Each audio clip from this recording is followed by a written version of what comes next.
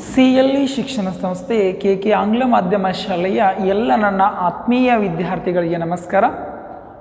ಇವತ್ತಿನ ತರಗತಿಯಲ್ಲಿ ನಾವು 10ನೇ ತರಗತಿಯ 3ನೆಯ ಪಾಠ ಗಾನಯೋಗಿ ಪಂಡಿತ್ ಪುಟ್ಟರಾಜ್ ಗವಾಯಿಗಳು ಎಂಬ ಸ್ವಾರಸ್ಯಕರವಾಗಿರ್ತಕ್ಕಂಥ ಪಾಠವನ್ನು ಅಧ್ಯಯನ ಮಾಡೋಣ.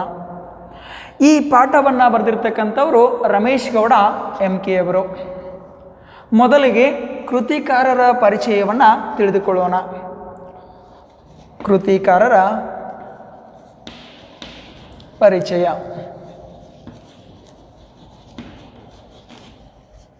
ಹೆಸರು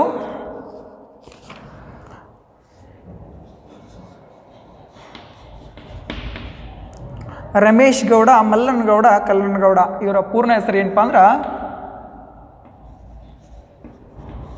ರಮೇಶ್ ಗೌಡ,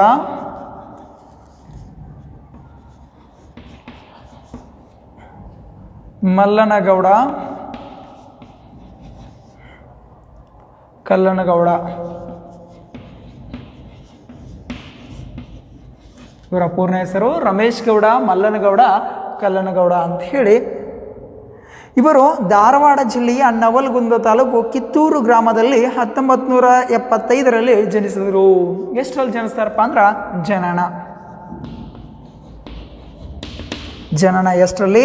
1975.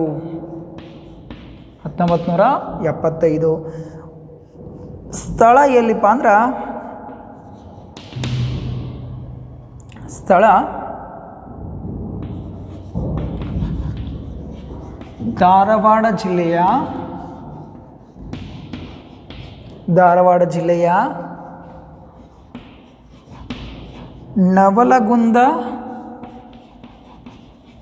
ನವಲಗುಂದ ತಾಲೂಕು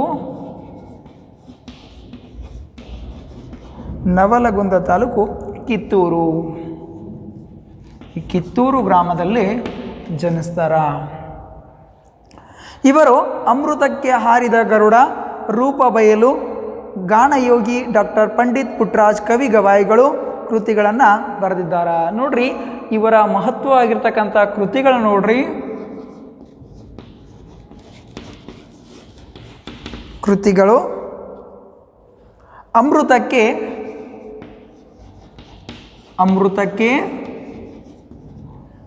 ಹಾರಿದ ಗರುಡ, ಅಮೃತಕ್ಕೆ ಹಾರಿದ ಗರುಡ, ರೂಪ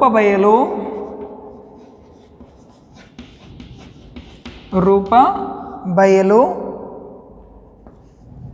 ನಂತರದಲ್ಲಿ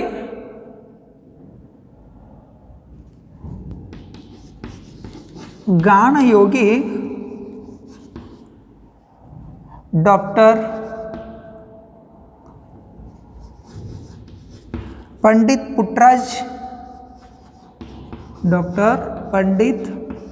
ಪುಟ್ಟರಾಜ್ ಕವಿ ಗವಾಯಿಗಳು.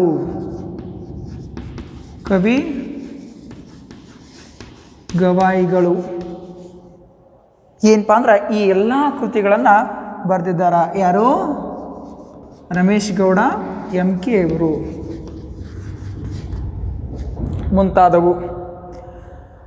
ಅಮೃತಕ್ಕೆ ಹಾರಿದ ಗರುಡ ಕಥಾ ಸಂಕಲನಕ್ಕೆ ಕನ್ನಡ ಸಾಹಿತ್ಯ ಪರಿಷತ್ತಿನ ರತ್ನಾಕರ ವರ್ಣಿ ಮುದ್ದಣ್ಣ ದತ್ತಿ ಪ್ರಶಸ್ತಿ ಹಾಗೂ ಕರ್ನಾಟಕ ಸಾಹಿತ್ಯ ಅಕಾಡೆಮಿಯಿಂದ ವರ್ಷದ ಉತ್ತಮ ಕೃತಿ ಪ್ರಶಸ್ತಿಗಳು ಲಭಿಸಿವೆ. ಇವರಿಗೆ ಸಾಹಿತ್ಯ ಕ್ಷೇಮೆಯನ್ನು ಗುರುತಿಸಿ ಹಲವಾರು ಪ್ರಶಸ್ತಿಗಳು ಇವರಿಗೆ ಬಂದಿದ್ದಾವಂತ. ಹಾಗಾದ್ರೆ ಆ ಮೊದಲನೇ ಪ್ರಶಸ್ತಿ ಯಾವುದಪ್ಪ ಅಂದ್ರೆ ಪ್ರಶಸ್ತಿಗಳು ಯಾವುದು? ಮೊದಲನೇ ಪ್ರಶಸ್ತಿ ರತ್ನಾಕರ ವರ್ಣಿ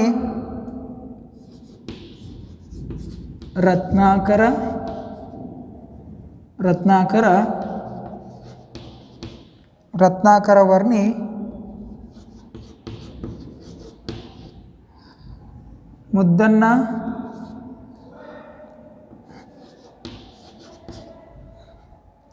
ದತ್ತಿ ಪ್ರಶಸ್ತಿ ಹಾಗೂ ವರ್ಷದ ಉತ್ತಮ ಕೃತಿ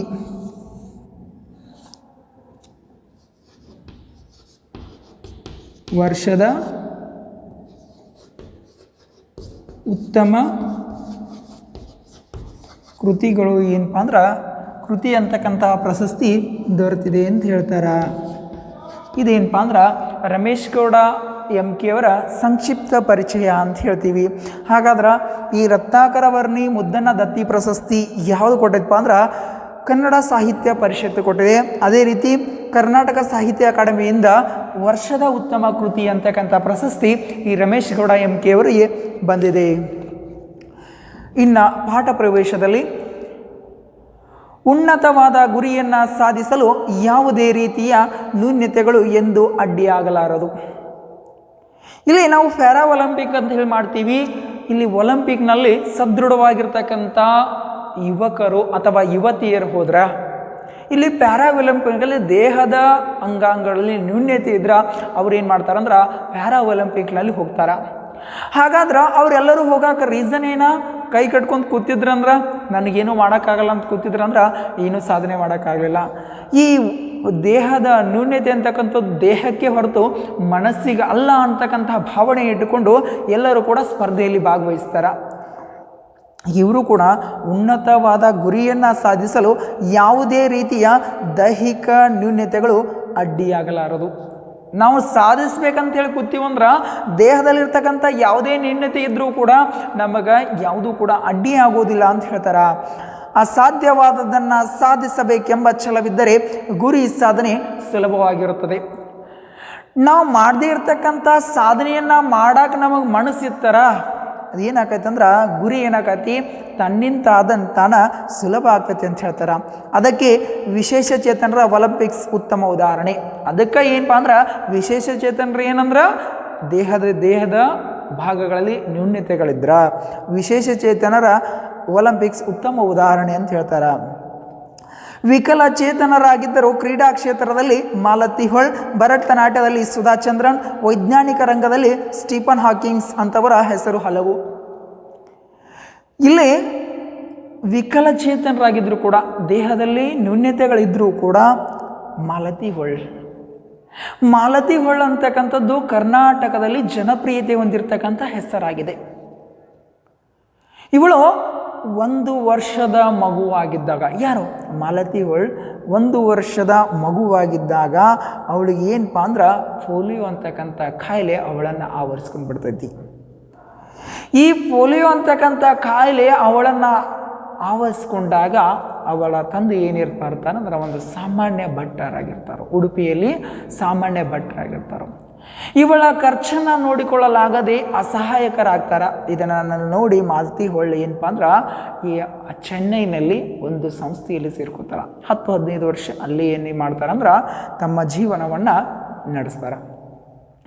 ಅವಳಿಗೆ ಮಾಲತಿ ಹೊಳ್ಳವಳಿಗೆ ಏನಪ್ಪ ಅಂದ್ರೆ ಪ್ರತಿಯೊಂದು ರಂಗದಲ್ಲೂ ಸಾಧನೆ ಮಾಡಬೇಕು ಅಂಥೇಳಿ ಛಲ ಏನಪ್ಪ ಅಂದ್ರೆ ಹುಡ್ಕೋತು. ಯಾರು ಚಿಕ್ಕವಳಿದ್ದಾಗ ಮಾಲತಿ ಹೊಳ್ಳವಳಿಗೆ. ಆದರೆ ಬೆಳೆದು ದೊಡ್ಡವರಾಗ್ತಾರಲ್ಲ ಯಾವಾಗ ಮಾಲತಿ ಹೊಳ್ಳವರು ಏನು ಮಾಡ್ತಾರೆ, ಸಾಧನೆಯ ಶಿಖರವನ್ನು ಏರ್ತಾರ. 300ಕ್ಕೂ ಹೆಚ್ಚು ರಾಷ್ಟ್ರೀಯ ಮತ್ತು ಅಂತಾರಾಷ್ಟ್ರೀಯ ಪ್ರಶಸ್ತಿಗಳನ್ನು ಪಡಿತಾರ. ಇದರಲ್ಲಿ ಕಾರಣ ಏನು? ಅವರಲ್ಲಿ ಇರ್ತಕ್ಕಂಥ ಆತ್ಮಸ್ಥೈರ್ಯ. ದೇಹಕ್ಕೆ ನೋಡ್ರಿ ನ್ಯೂನ್ಯತೆ ಅಂತಕ್ಕಂಥದ್ದು ದೇಹಕ್ಕೆ ಹೊರತು ಮನಸ್ಸಿಗಲ್ಲ ಅಂತೇಳಿ ತೋರಿಸ್ಕೊಟ್ಟವ್ರು ಯಾರಪ್ಪ ಅಂದ್ರೆ ಮಾಲತಿ ಹೊಳ್ಳವರು. 32 ಬಾರಿ ಶಸ್ತ್ರಚಿಕಿತ್ಸೆಗೆ ಒಳಪಡ್ತಾರ. ಆದರೂ ಕೂಡ ಅದು ಯಾವುದಕ್ಕೂ ತಲೆ ಕೆಡಿಸ್ಕೊಡೋದು. ಶಸ್ತ್ರಚಿಕಿತ್ಸೆ ನನಗೆ ದಿನಕ್ಕೆ ಬಂದ ಹಾಗೆ ಅಂತ ಹೇಳ್ತಾರೆ ಅವರು. ಇದು ನೋಡ್ರಿ ಅಂಥ ಇನ್ಸ್ಪಿರೇಷನ್ ಎಲ್ಲರಿಗೆ. ಅಷ್ಟೇ ಅಲ್ಲ, ಸಾಧನೆ ಮಾಡಿದ ನಂತರ ಎಷ್ಟೋ ವಿಕಲಚೇತನರಿಗೆ ಸಹಾಯ ಹಸ್ತವನ್ನು ಸ್ಥಾಪಿಸಿ ತಮ್ಮ ಸ್ನೇಹಿತರ ಸಹಾಯದಿಂದ ಅಂಗವಿಕಲರ ಅಂತಕ್ಕಂಥ ಒಂದು ಸಂಸ್ಥೆಯನ್ನು ಏನು ಮಾಡ್ತಾರೆ ಅಂದ್ರೆ ಪ್ರಾರಂಭ ಮಾಡಿ. ಇದು ಮಾಲತಿ ಹೊಳ್ಳವರ ಪರಿಚಯ. ಇನ್ನು ಭರತನಾಟ್ಯದಲ್ಲಿ ಸುಧಾ ಚಂದ್ರನ್ ಹಾಗೂ ಅವರ ಫ್ಯಾಮಿಲಿ ಏನಪ್ಪ ಅಂದ್ರೆ ಸುತ್ತಾಡೋಕೆ ಹೋಗ್ಬೇಕಾದ್ರೆ ಏನಕ್ಕಂದ್ರೆ ಅಪಘಾತ ಆಗ್ತತಿ. ಆ ಅಪಘಾತದಲ್ಲಿ ಸುಧಾ ಚಂದ್ರನ್ ಅವ್ರು ಕಾಲನ್ನು ಕಳ್ಕೊತಾರೆ.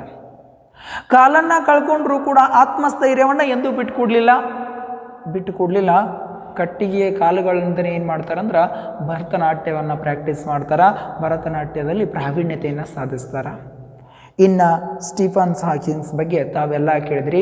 ವೈಜ್ಞಾನಿಕ ರಂಗದಲ್ಲಿ ಅತ್ಯುನ್ನತ ಸಾಧನೆಯನ್ನು ಮಾಡಿರ್ತಕ್ಕಂಥವ್ರು ಯಾರಪ್ಪ ಅಂದ್ರೆ ಸ್ಟೀಫನ್ ಹಾಕಿಂಗ್ಸ್. ಈ ಸ್ಟೀಫನ್ ಹಾಕಿಂಗ್ಸ್ ಅವರಿಗೆ ಏನಪ್ಪ ಅಂದ್ರೆ ಅಮಿಯೋಟ್ರಾಫಿಕ್ ಲ್ಯಾಟ್ರಲ್ ಸ್ಕ್ಲೆರೋಪಿಸ್ ಅಂತಕ್ಕಂಥ ಒಂದು ಕಾಯಿಲೆ ಆಗ್ಬಿಡ್ತೈತಿ. ಯಾವುದು? ಅಮಿಯೋಟ್ರಾಫಿಕ್ ಲ್ಯಾಟ್ರಲ್ ಸ್ಕ್ಲೆರೋಪಿಸ್ ಅಂತಕ್ಕಂಥ ಒಂದು ಕಾಯಿಲೆ ಬರ್ತೈತಿ. ಈ ಕಾಯಿಲೆಯ ಕೇಳಕ್ಕೆ ಎಷ್ಟು ನಮಗೆ ತೊಂದರೆ ಐತಲ್ಲ, ಈ ರೋಗನೂ ಕೂಡ ಅಷ್ಟೇ ತೊಂದರೆ ಆಗಿರ್ತಕ್ಕಂಥ ರೋಗ. ಈ ರೋಗ ಏನು ಮಾಡ್ತೈತೆ ಅಂದ್ರೆ ದಿನದಿಂದ ದಿನಕ್ಕೆ ಏನು ಮಾಡ್ತೈತೆ, ನಮ್ಮ ದೇಹವನ್ನು ನಾಶ ಮಾಡ್ತಾನೆ ಬರ್ತೈತಂತ. ನಮ್ಮ ದೇಹವನ್ನು ನಾಶ ಮಾಡ್ತಾನೆ ಬರ್ತಿತ್ತಂತ. ಅಂಥ ರೋಗವನ್ನು ಇಟ್ಕೊಂಡ್ರೂ ಕೂಡ ಅವ್ರಿಗೊಂದು ಚಾಯ್ಸಿಂಗ್ ಇತ್ತು. ಏನಂದ್ರೆ ಇದ್ದಷ್ಟು ದಿನ ಈ ರೋಗದ ಬಗ್ಗೆ ಚಿಂತೆ ಮಾಡಿ ಸಾಯುವುದು ಮತ್ತೊಂದು ಕಡೆ ಆದ್ರೆ, ಇನ್ನೊಂದು ದಿನ ಇದ್ದಷ್ಟು ದಿನ ಸಾಧನೆ ಮಾಡಿ ಸಾಯ್ಬೇಕು ಅನ್ನೋದು ಮತ್ತೊಂದು ಆಗಿತ್ತು. ಆದರೆ ಅವರು ಎರಡನೇದನ್ನು ಆಯ್ಕೊಂಡ್ರು. ಈ ಎರಡನೇದನ್ನು ಆಯ್ದುಕೊಳ್ಬೇಕಾದ್ರೆ ಒಬ್ಬರು ಅವರಿಗೆ ಸ್ಫೂರ್ತಿಯನ್ನು ತುಂಬ್ತಾರ. ಆತನ ಸ್ನೇಹಿತಿ ಜೇನ್ ಅಂತಕ್ಕಂಥವಳು. ಜೇನ್ ಅಂತಕ್ಕಂಥ ಸ್ಫೂರ್ತಿಯ ಮಾತುಗಳಿಂದ ಸ್ಟೀಫನ್ ಹಾಕಿನ್ಸ್ ಜಗತ್ತಿನಲ್ಲೇ ದೊಡ್ಡ ವಿಜ್ಞಾನಿಯಾಗಿ ಪರಿವರ್ತನೆ ಆಗ್ತಾರೆ. ಅಂಥವರ ಹೆಸರು ಹಲವು. ಈ ಹಲವರಲ್ಲಿ ಪುಟ್ಟರಾಜ್ ಗವಾಯಿಗಳು ಒಬ್ಬರು. ಅಂಥವರಲ್ಲಿ ಈ ಪುಟ್ಟರಾಜ್ ಗವಾಯಿಗಳು ಕೂಡ ಒಬ್ಬರದಾರ ಅಂತ ಹೇಳ್ತಾರೆ. ಅಂಧರಾಗಿದ್ದರೂ ಹಲವಾರು ರಂಗದಲ್ಲಿ ಅದ್ವಿತೀಯರು. ಅಂಧರಾಗಿದ್ದರೂ ಕೂಡ ಹಲವಾರು ರಂಗದಲ್ಲಿ ಅದ್ವಿತೀಯರಾಗಿದ್ದರು.